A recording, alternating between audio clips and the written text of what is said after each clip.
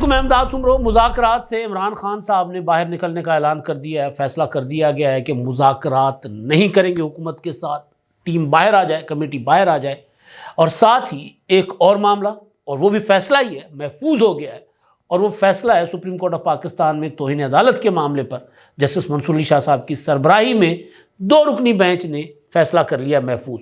معاملہ توہین عدالت کا ہے اور ساتھ ساتھ 26ویں آئینی ترمیم کا تذکرہ بھی ہے، اور عمران خان صاحب نے یہ اعلان کروایا ہے کہ ہم نے 26ویں آئینی ترمیم کے خلاف تمام سیاسی جماعتوں کے ساتھ مل کر تحریک چلانی ہے۔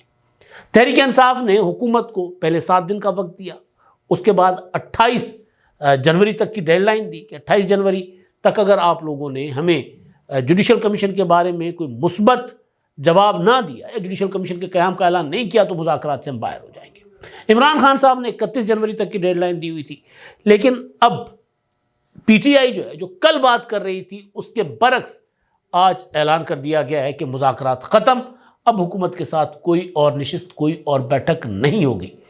اب عمران خان صاحب نے یہ فیصلہ کیوں کیا؟ یہ فیصلہ اچانک ہے۔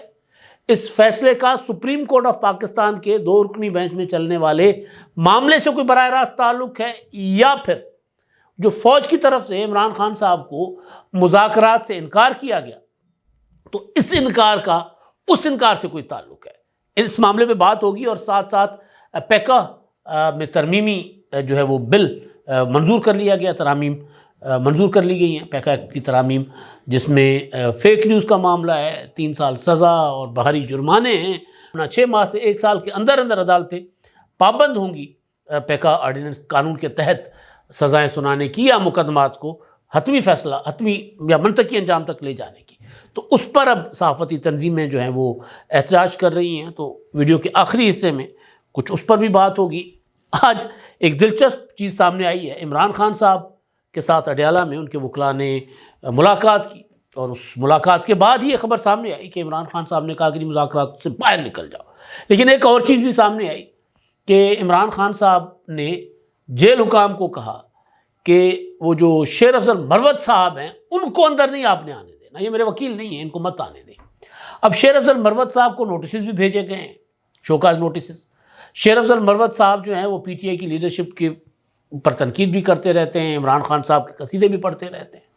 اور اب شیر افضل مروت صاحب نے جو آخری ان کا اعلان تھا بڑا، وہ یہ تھا کہ جی میں لندن جا رہا ہوں، اور وہاں عادل راجہ اور دوسروں کے نام لے کر جو پاکستان کو بدنام کرتے ہیں، یا جو انہوں نے مطلب ان کو فواد چودھری بھی کہتے ہیں کہ وہ راک ایجنٹ ہیں، ہم نہیں کہتے، فواد چودھری اور پی ٹی آئی والے خود ہی کہتے ہیں، تو ایک اعلان انہوں نے وہ بھی کیا تھا۔ تو اب کچھ یہ بھی خیال کیا جا رہا ہے، تصور کیا جا رہا ہے، یا یہ بھی سمجھا جا رہا ہے کہ شاید عمران خان صاحب کو اس چیز کی تکلیف ہوئی ہو کہ وہاں بیٹھ کر جو میرے لیے ایک ماحول بنا رہے ہیں، ان کے خلاف جا کر آپ نے اپنا وہاں پر مقدمات کیوں چلانے ہیں۔ تو ایک شیر افضل مروت، اس چیز کی بھی سزا دی جا سکتی ہے۔ آگے چل کر شیر افضل مروت صاحب اپنی زبان سے بہت کچھ بتائیں گے، لیکن میں اب آپ کے سامنے رکھنے جا رہا ہوں جو آج بیرسٹر گوہر نے بات کی ہے۔ بیرسٹر گوہر صاحب نے عمران خان صاحب سے ملاقات کے بعد اڈیالہ جیل سے باہر آ کر جو گفتگو کی ہے، اس میں انہوں نے کہا کہ جی عمران خان صاحب نے ہدایت کی ہے کہ مذاکرات ختم کر دیں حکومت کے ساتھ۔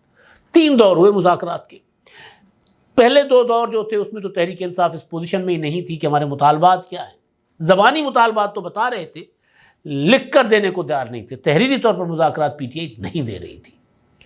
تیسرا دور جو ہوا 16 جنوری کو، اس سے پہلے عمران خان صاحب سے ملاقات کروائی گئی، اور اس سے پہلے والے جو دور تھے ان میں بھی یعنی جو عمران خان صاحب سے مذاکرات پی ٹی آئی کے جو کمیٹی ہے ان کی کروائی گئی تھی۔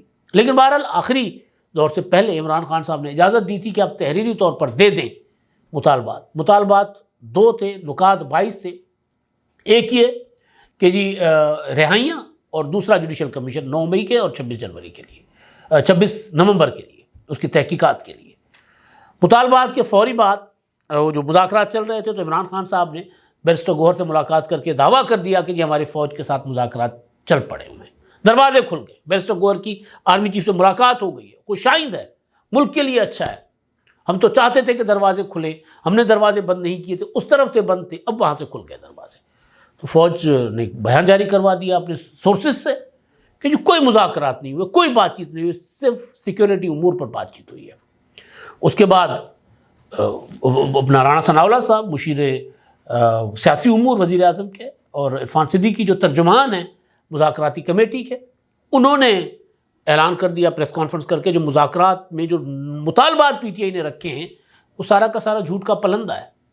اس کا مطلب یہ تھا کہ انہوں نے انکار کر دیا 16 جنوری کو ہی۔ پھر عرفان صدیقی صاحب کے 2 ٹویٹ، ایک ٹویٹ میں انہوں نے کہا کہ ہمیں 1 ہفتہ اور لگے گا، اور اس سے پہلے والے ٹویٹ میں کہا کہ اگر آپ نے فوج سے مذاکرات کرنے ہیں تو آپ ادھر ہی کریں، آپ ایک دروازے پر جائیں، دونوں دروازوں پر نہیں جایا جاتا۔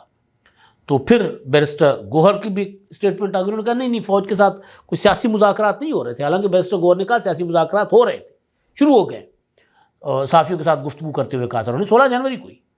تو پھر انہوں نے کہا کہ نہیں ہمارے تو سیکورٹی امور پر بات چیت ہوئی تھی، سیاسی معاملات پر بات چیت نہیں ہوئی۔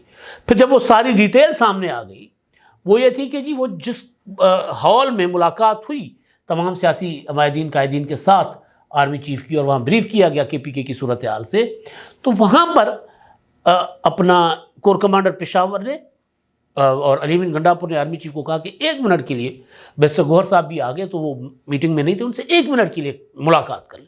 وہ کھڑے کھڑے کو 1-1.5 منٹ کی ملاقات ہوئی ہے، اور اس میں بیرسٹر گوہر کا فوکس تھا کہ سیاسی معاملات ان کے سامنے رکھے۔ آرمی چیف نے کہا کہ سیاستدانوں کے ساتھ کریں، میرے ساتھ سیکورٹی کے اوپر پر جو بات چیت کرنی ہے کریں۔ بہرحال پی ٹی آئی نے فل تاثر دینے کی کوشش کی۔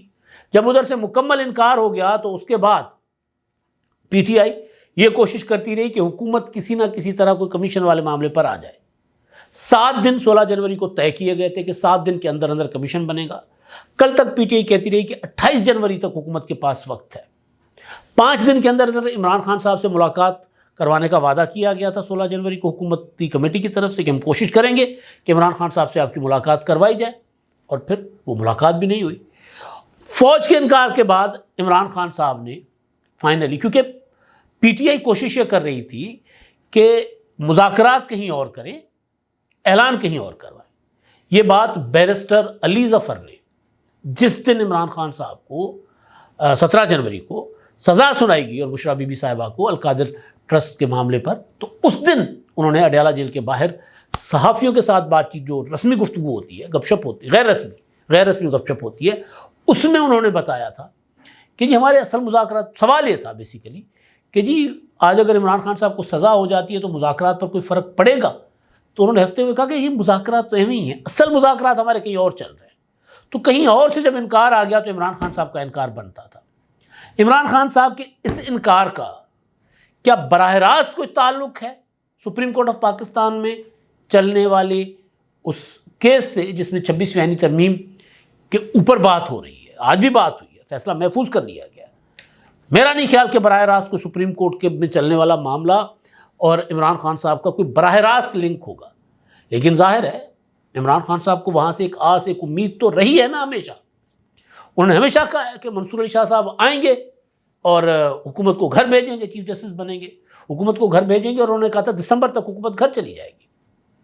کل وہ ذرا بوکھلائے ہوئے تھے، بہکی باتیں کر رہے تھے۔ کل انہوں نے کہا کہ جی ان کو پتہ ہی نہیں چلے گا، یعنی حکومت کو پتہ ہی نہیں چلے گا، اور یہ صبح کو اٹھیں گے اور ان کو پتہ چلے گا کہ میں رہا ہو گیا ہوں، اور یہ تو چند دنوں کے مہمان ہیں۔ یہ عمران خان صاحب نے کل گفتگو کی تھی۔ آج انہوں نے اعلان کر دیا کہ جی مذاکرات سے باہر، وجہ کہ انہوں نے 7 دن کے اندر اندر کہا تھا کہ اپنا کمیشن بنے گا، کمیشن نہیں بنا۔ آج بڑے عرصے کے بعد، کافی دنوں کے بعد بیرسٹر گوہر نے کہا کہ جی چیئرمین پی ٹی آئی کا کہنا ہے کہ ہم تمام سیاسی جماعتوں کے ساتھ مل کر جد و جہد شروع کریں گے، ہم آئین اور قانون کے مطابق اپنی جد و جہد جاری رکھیں گے اور آزاد عدلیہ اور 26ویں ترمیم کے خلاف کوشش کریں گے۔ 26ویں ترمیم، 8 فروری کے الیکشن، جوڈیشل کمیشن اور رہائیاں، یہ 4 بیسک مطالبات تھے پی ٹی آئی کے۔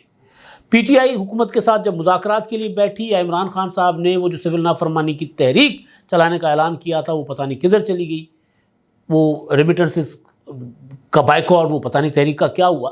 لیکن جب وہ اعلان کیا تھا عمران خان صاحب نے 6 دسمبر کو ٹویٹ کر کے، تو اس میں انہوں نے جو 2 مطالبات تھے، 26ویں آئینی ترمیم کے خلاف کی واپسی اور 8 فروری کو وہ بقول ان کے کہ ہمارا چوری کیا گیا مینڈیٹ ہمیں واپس کریں، اور منصور علی شاہ صاحب کو چیف جسٹس بنائیں اور یہ آفریدی صاحب کو چیف جسٹس کے عہدے سے ہٹائیں۔ بنیادی مطلب یہ ہے نا 26ویں آئینی ترمیم کے خاتمے کا۔ تو وہ ذکر 26ویں آئینی ترمیم کا بند ہو گیا تھا۔ اب گزشتہ 3-4 دن سے جو اسلام آباد میں سپریم کورٹ آف پاکستان کی 2 رکنی بینچ کی سماعت کے دوران جو ڈیولپمنٹس ہوئی ہیں اس میں عمران خان صاحب نے امید لگا دی ہے. میں قطعاً یہ نہیں کہہ رہا کہ کوئی منصور علی شاہ صاحب اور عمران خان کا رابطہ ہے آپس میں، بالکل یہ بات نہیں کر رہا، اور کسی کو کہنی بھی نہیں چاہیے اور یہ سمجھنا بھی نہیں چاہیے میری کسی بھی بات سے. میں ڈیولپمنٹس کے اوپر بات کر رہا ہوں کہ ایک ڈیولپمنٹ یہ ہو رہی ہے کہ جی سپریم کورٹ آف پاکستان میں نظر آ رہا ہے کہ جناب 26ویں آئینی ترمیم کے لیے منصور علی شاہ صاحب کہہ رہے ہیں کہ فل کورٹ بنے، اور آج بھی کچھ اسی طرح کی گفتگو ہوئی، فیصلہ محفوظ کر لیا گیا، اور آج ہی عمران خان صاحب نے کہا کہ ہم باہر نکل جاتے ہیں. تو جو سپریم کورٹ میں چل رہا تھا، عمران خان صاحب کو امید آس یہ ہے کہ اگر فوج سے ہمیں انکار ہو گیا تو شاید عدالت سے کچھ مل جائے. اگر 26ویں آئینی ترمیم ریپیل ہو جاتی ہے، ختم ہو جاتی ہے، تو پھر سارا کا سارا سسٹم ڈاماڈول ہو جائے گا نا. چیف جسٹس بنے ہوئے ہیں یہی آفریدی صاحب، منصور علی شاہ صاحب نے بننا تھا 26ویں آئینی ترمیم سے پہلے.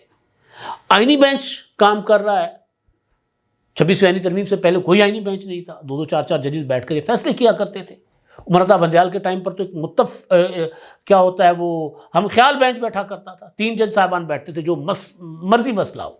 آج کل ہمارے تحریک انصاف کے دوست بہت چیخ رہے ہیں کہ جی اسلام آباد ہائی کورٹ میں جو مقدمات ہیں وہ جونیئر ججوں کو دیے جا رہے ہیں، جو ابھی جن کی اپائنٹمنٹ ہوئی ہے ایڈیشنل جج صاحبان.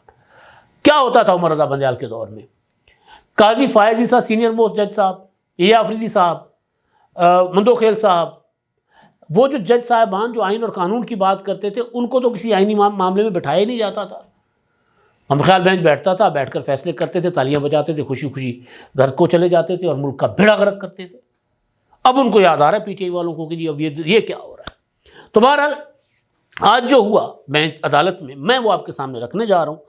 اس میں ایک تو حامد خان صاحب نے دلائل دیے جو عدالتی معاون تھے. معاملہ سیدھا سیدھا ہے، ایک مقدمہ تھا ٹیکس کا، اس مقدمے میں عدالت اپنا سوال اٹھا آئینی، اور سوال یہ تھا کہ کیا بینچ بنانے کا اختیار جو ہے وہ اپنا 3 رکنی کمیٹی کا جو اختیار ہے وہ قانونی ہے غیر قانونی، اس طرح کا کوئی اختیار، اور 26ویں آئینی ترمیم کا ذکر.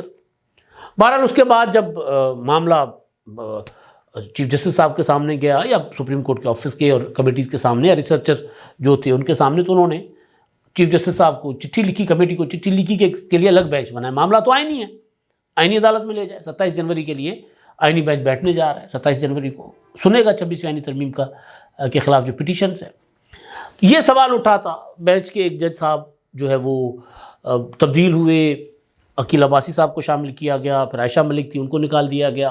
تو بہرحال جو اصل مدعا تھا وہ مدعا تو سائڈ پہ ہو گیا، توہین عدالت کا مدعا بن گیا کہ جی جب ہم نے ایک جوڈیشل آرڈر جاری کیا تھا تو اس جوڈیشل آرڈر کو نظر انداز کر کے بینچ تبدیل کیوں کیا گیا، مقدمہ کہیں اور کیوں لگایا گیا. اس پر اختیار جو ہے بینچ بنانے کا اس کے اوپر سوال. پھر اس کے اوپر منصور علی شاہ صاحب نے اور عقیل عباسی صاحب نے جو بینچ ہے انہوں نے معاون 2 مقرر کیے، ایک حامد خان صاحب اور ایک منیر ملک صاحب، دونوں 26ویں آئینی ترمیم کے خلاف پٹیشنر. اٹارنی جنرل نے گزشتہ سماعت پہ کہا کہ دیکھیں یہ دونوں تو 26ویں آئینی ترمیم کے خلاف ہیں، پارٹی ایک پارٹی سے ان کا تعلق ہے. تو چیف جسٹس نے کہا ہاں یہ بات ہمارے بھی ذہن میں تھی، چلے آپ بتا دیں کوئی اور معاون ہم لگا دیتے ہیں ساتھ. تو انہوں نے کہا نہیں میں تو نہیں بتا رہا. تو بہرحال پھر احسن بھون صاحب کو اور خواجہ حارث صاحب کو عدالت نے معاون مقرر کر دیا. آج جو عدالت میں سماعت تھی اس میں جو سوال اور جواب ہوئے ہیں، منصور علی شاہ صاحب کے سوال تھے، عقیل عباسی صاحب کے سوال تھے، وہ گھوم آئینی ایشو پہ رہے تھے، گھوم اس طرف رہے تھے کہ 26ویں آئینی ترمیم. میں آپ کو مختصراً پڑھ کے سناتا ہوں، پھر میں اس کو جو جوڑنا چاہ رہا ہوں عمران خان صاحب کے ساتھ. یعنی عدالتی کارروائی کا تعلق پی ٹی آئی کی پولیٹکس سے بالکل نہیں ہے. پی ٹی آئی کی سیاست اس عدالتی پروسیڈنگ کے اوپر انحصار کر رہے ہیں عمران خان صاحب. ایک امید ختم ہو گئی تھی نا، ٹرمپ نے بھی انکار کر دیا. تو یہاں جو کچھ ہوا ہے اس کو لے کر عمران خان صاحب کو ذرا ہوپ پیدا ہوئی ہے، امید پیدا ہوئی ہے. وہ کہتے ہیں نا کہ سرنگ کے اس پار ایک ہلکی سی روشنی کی کرن کہ شاید آگے دی وہ سرنگ ختم ہو اور آگے نکلے. جو عمران خان سرنگ میں دلدل میں. اچھا جی، اب خبر جو ہے وہ یہ ہے کہ فیصلہ محفوظ کر لیا گیا اور 2 رکنی بینچ کا کیس. اچھا اس میں جو ایڈیشنل رجسٹرار جوڈیشل نظر عباس صاحب انہوں نے اپنا جواب بھی دائر کیا. اب سماعت کے دوران جسٹس منصور علی شاہ نے کہا کہ ہمارے سامنے بنیادی سوال یہ ہے کہ جوڈیشل آرڈر کی موجودگی میں ججز کمیٹی کیس واپس لے سکتی تھی، کیا جوڈیشل آرڈر کو انتظامی آرڈر سے تبدیل نہیں کیا جا سکتا؟